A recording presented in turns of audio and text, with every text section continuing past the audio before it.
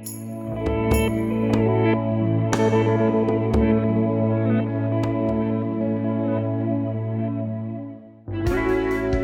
everyone, I wanted to do a walkthrough of my oil pastel painting. I start off by sketching on sketch paper. To me, the sketch is all about getting the proportions correct, not so much about trying to draw a realistic image. So for me, it's a constant feeling out process between the contour lines and the negative space I'm creating within the frame.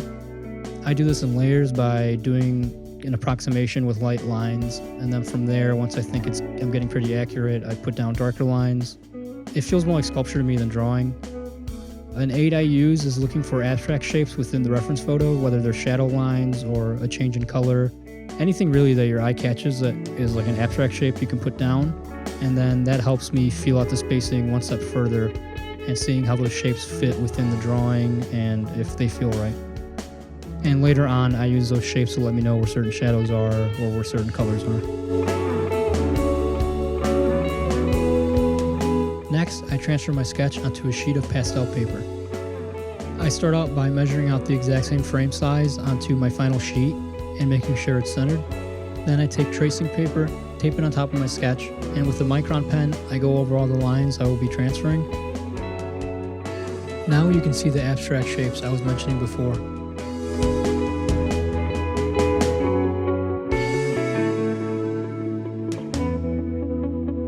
From there, I flip over the sheet of tracing paper, and with a soft pencil, like an ebony pencil, I leave a film of graphite underneath all the lines. And finally, I place the tracing paper graphite side down onto the pastel sheet. I line it all up, tape it down, and gently go over all the lines with the micron pen. You don't need to use any pressure. The whole point is to not create any indentations on the sheet underneath. Before I start rendering anything, I like to do tests on a separate sheet of scrap paper.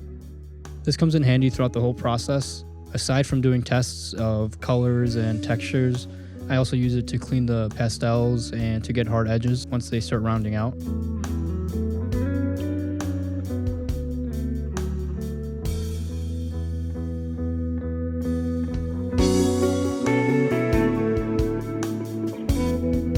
Before I begin painting, I like to look at my reference photo and with an objective eye, make mental notes of the values and the colors.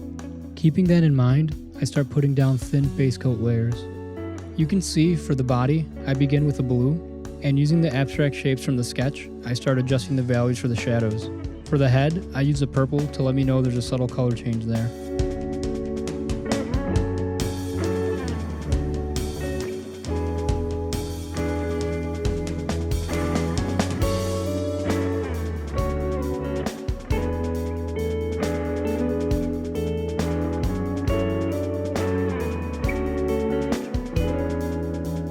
To me, painting and artwork in general is something that's different with each project you do, so it's difficult to give a step-by-step instruction.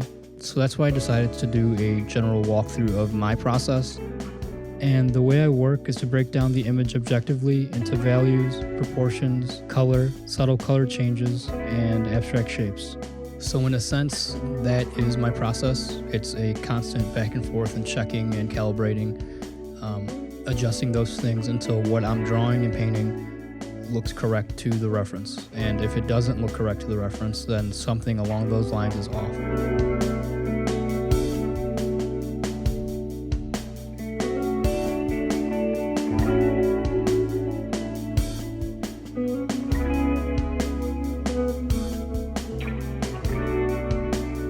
Generally, the values are not correct until you at least start getting the whole entire painting covered. So because values are relative, I like to build up in layers. And at first they're just generalizations. I just have a dark there to let me know there's a shadow there. And once I get further down the process and the canvas begins to get filled in, then I try to calibrate the shadows and lights to their correct values. Another reason I like to work in layers is because I have a tendency to hyper-focus on one area and over-render it. So to counteract that, I like to work in sections around the whole canvas, building up the painting in passes.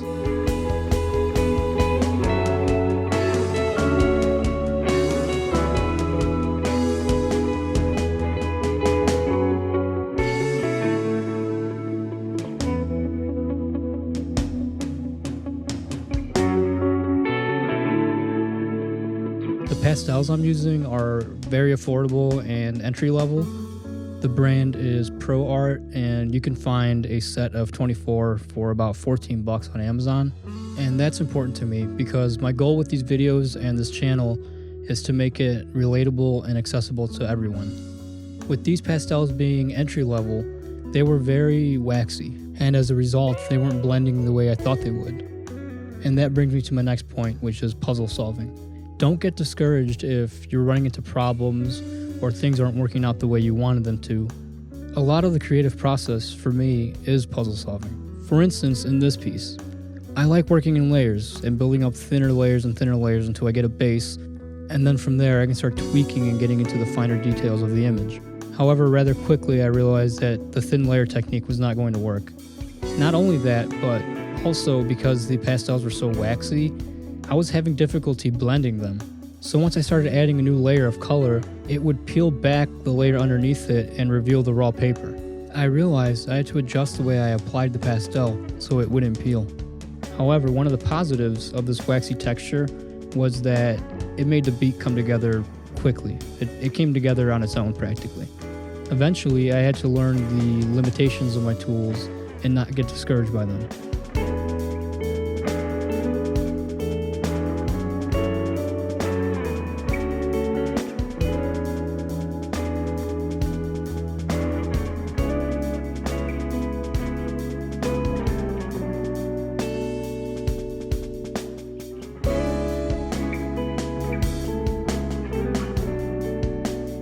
When I started doing the background, I began to see the limitations of these pastels. I was having a lot of trouble covering up the paper because of the waxiness, and also the colors I wanted to use just weren't blending together. In the reference, the background is a jungle, so there's the green of the leaves and the brown of the trees and the branches. Pretty quickly, I had to give up on the idea of using the browns and just have the background be different shades of blue and green, because those were working together.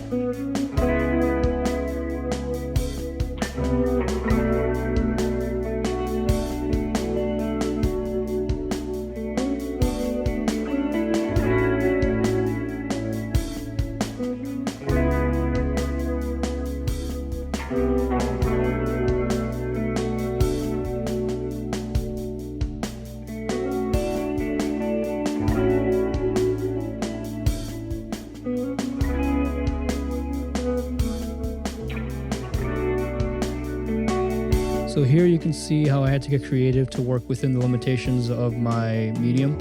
Since the pastels were so big and clunky, it was impossible to get the super sharp lines I wanted. So to get around that, using the piece of scrap paper on the side, I would lay down a layer of the color I wanted.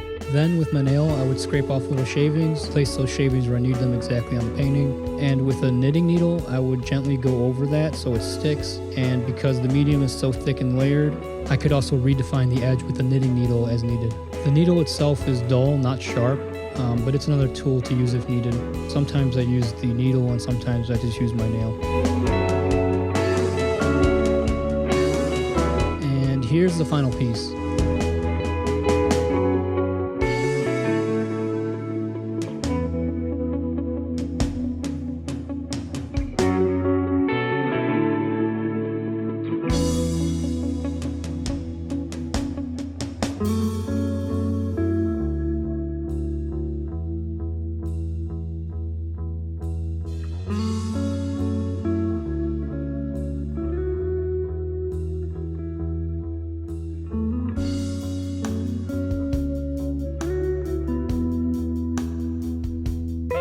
I want to say thank you for taking the time to watch this.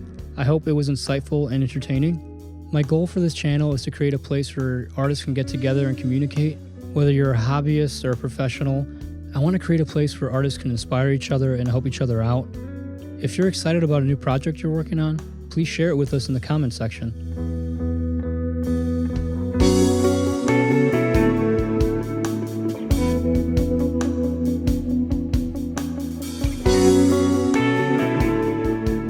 I do plan on creating more content like this. To help me build this community, hit subscribe.